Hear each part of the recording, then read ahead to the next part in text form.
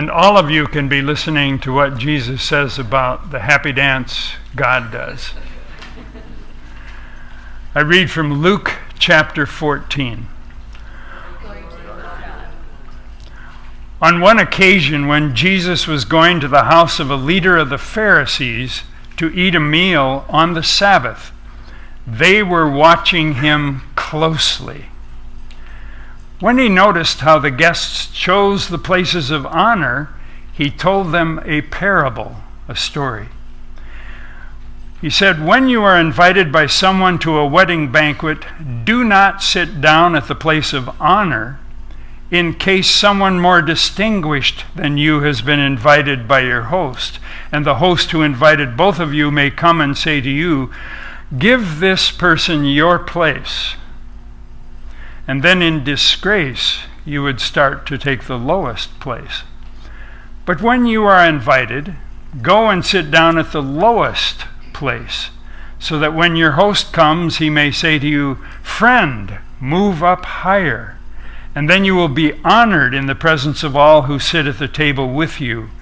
For all who exalt themselves will be humbled, and those who humble themselves will be exalted." He also said to the one who had invited him, "When you give a luncheon or a dinner, do not invite your friends or your brothers or your relatives or rich neighbors, in case they may invite you in return, and you would be repaid. But when you give a banquet, invite the poor, the crippled, the lame, and the blind, and you will be blessed, because they cannot repay you, for you will be repaid at the resurrection of the righteous." And God does his happy dance. This is the gospel of the Lord. Praise to you, Lord. You may be seated.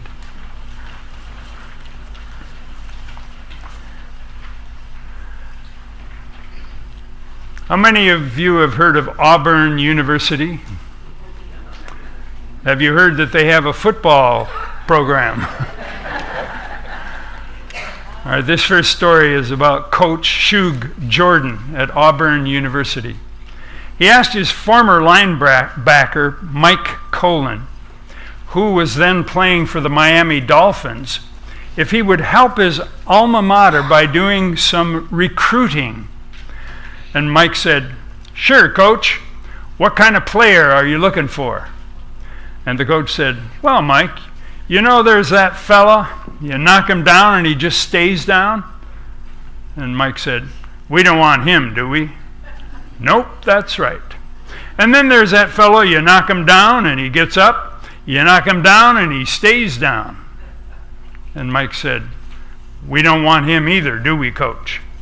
Coach said, "No, but Mike, there's that fella, you knock him down, he gets up, you knock him down, he gets up, you knock him down, he gets up, you knock him down and he gets up." And Mike said, "Coach, that's the guy we want to get, right?" And the coach answered, "No, Mike, we don't want him either. I want you to find the guy who's knocking everybody down. That's the guy we want." Well, that's probably the guy we want to be seen with, too. That's the guy we want to go to dinners with and social gatherings, to be seen with. We don't want to be seen with the guys who are always being knocked down. You know, like Jesus said, the poor, the crippled, the lame, the blind. And you must understand that those four categories of people in Jesus' day were especially on the outside, because it was thought that if you were poor, if you were lame, if you were blind, if you were crippled, there was something that you had done to cause your disability, and therefore you were not blessed by God. Well, we're going to soon see that these are the very people that we are encouraged to associate with by Jesus. Look with me as we examine today's story from Luke.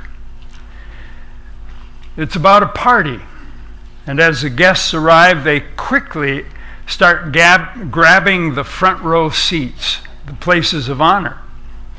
Assuming that they will, of course, be the most important guests, they will soon be embarrassed, Jesus says, by someone more distinguished. They will be asked to get up and move to the end of the table. They will be dishonored then by all. How do we avoid humiliation? How do you stay humble in a haughty world? There are two things we must do, I think. First, don't put yourself in a position to eat humble pie. It is the bane of the church and the bane of most businesses. We want to be seen as more important than other people. And it's sad that even in our families and in our friendships, we must contend with one-upsmanship. I can do it better than you can, da-da-da-da.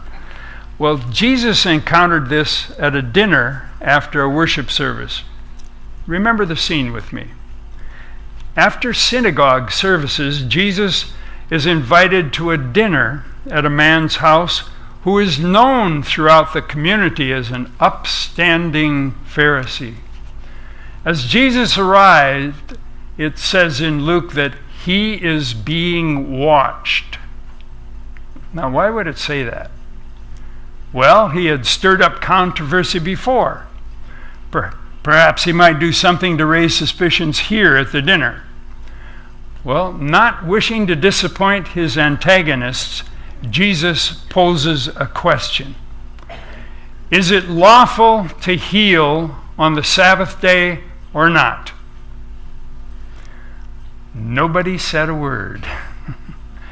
You may recall that in the previous chapter, in Luke chapter 13, Jesus has already answered that question.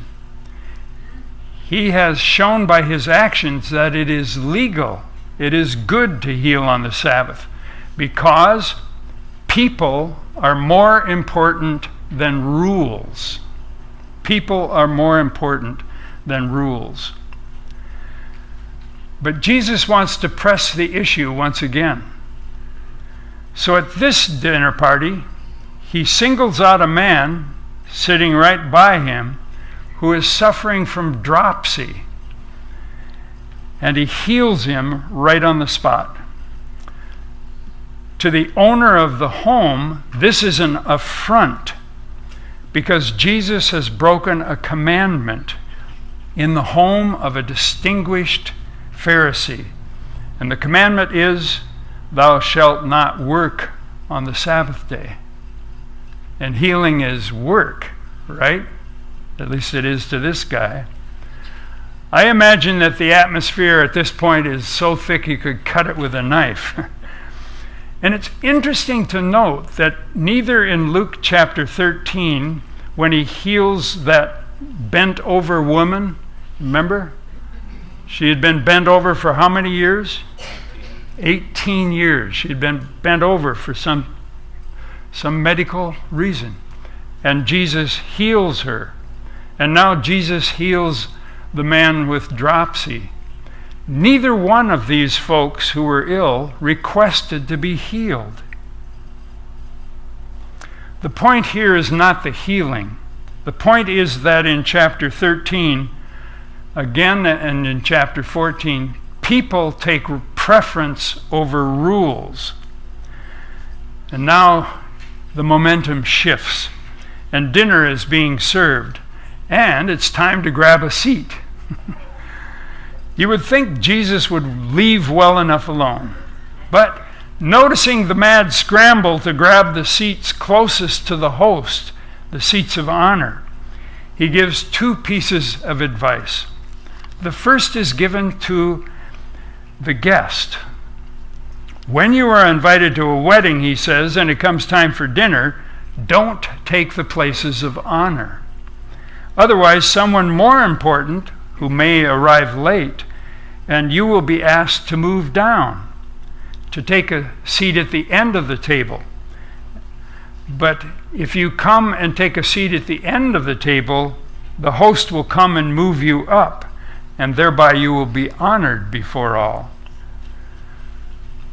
I like the story that historians tell about Charlemagne, the great Christian emperor of the Middle Ages. After his death, a mighty procession for his funeral left his castle for the nearby Grand Cathedral. And when the royal casket arrived with lots of pomp and circumstances, it was met by the local bishop, who stood at the door and barred their entrance into the cathedral. "Who comes?" said the bishop, as was the custom. "Charlemagne, Lord and King of the Holy Roman Empire," proclaimed the emperor's proud herald. "Him I know not," said the bishop. "Who comes?" The herald, now a bit shaken, replied, "Charles the Great, a good and honest man of the earth." "Him I know not," said the bishop. And then he said again, "Who comes?" By now the herald is completely crushed, and he responds, "Charles, a lowly sinner who begs the gift of Christ." To which the bishop, Christ's representative, responded, "Enter, receive Christ's gift of life." Even Charlemagne, in all his glory and good works, could not assume a position of honor. And I am convinced that the more honor is due us, the more we should resist it. Does that mean we shouldn't be proud of our accomplishments? Not at all. But we should not seek the accolades that come with success. The book of Proverbs has a terse reminder for us all. Pride goes before a fall. Ever heard that one? Pride goes before a fall. So how do we stay humble in a haughty world? First, don't seek honor for yourself. And second, expect to be honored only in the life to come.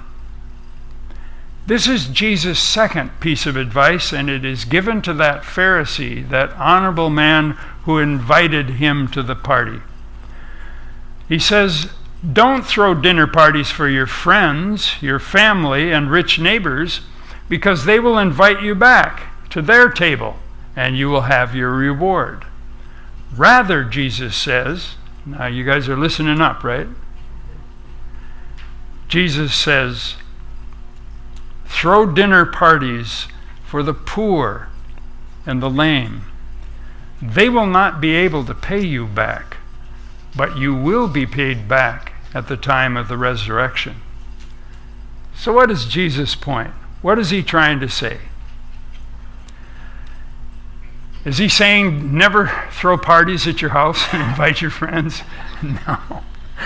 No, that's not what he's driving at. The meaning here is this: kindness to people who can repay us in kind is not godly love, it's friendship. I do for you, and then you owe me, and you'll do for me. That cannot be regarded as pure love by faithful people of God. Pleasing God means helping those who have absolutely no way of paying us back. Mother Teresa was once asked, "How do you measure the success of your work?" And she thought about the question, and she puzzled, and she gave her interviewer a puzzled look. And she said, "I don't remember that the Lord ever spoke of success. He spoke only of faithfulness in love. This is the only success that really counts." And I think Mother Teresa would point to this story in Luke that we have as our gospel this morning to justify that response. Jesus is saying, in essence, Don't do things that bring you the honor of people. Rather, do the things that would give God joy. Personally, I say to you folks at Immanuel, I'm filled at awe at the way Immanuel Lutheran Church welcomes everyone, has dinner for neighbors, blesses people in all walks of life, shares with the hungry, and shelters the homeless. I think your love brings God great joy. One final. Thomas Carlyle, the British historian, put it succinctly, "Show me the one you honor, and I will know what kind of person you are." Show me the one you honor, and I will know what kind of person you are. Why are Christians asked to take the seats of least honor? Why are Christians asked to give expecting nothing in return? The table of Holy Communion is set before us this morning, and it's a reminder of why we are asked to behave in this way. The table reminds us that Jesus did not choose a palace, but rather a stable in which to be born. He did not choose the priesthood, but carpentry as his profession.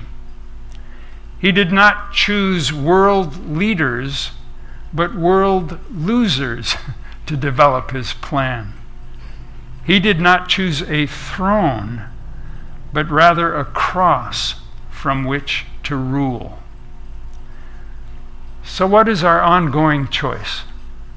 The places of honor at this table of Holy Communion are not open. In fact, they don't even really exist. These are places open to every poor sinner and unrighteous cripple willing to humble themselves before the host, who is Jesus Christ, who loves us beyond imagining. Amen.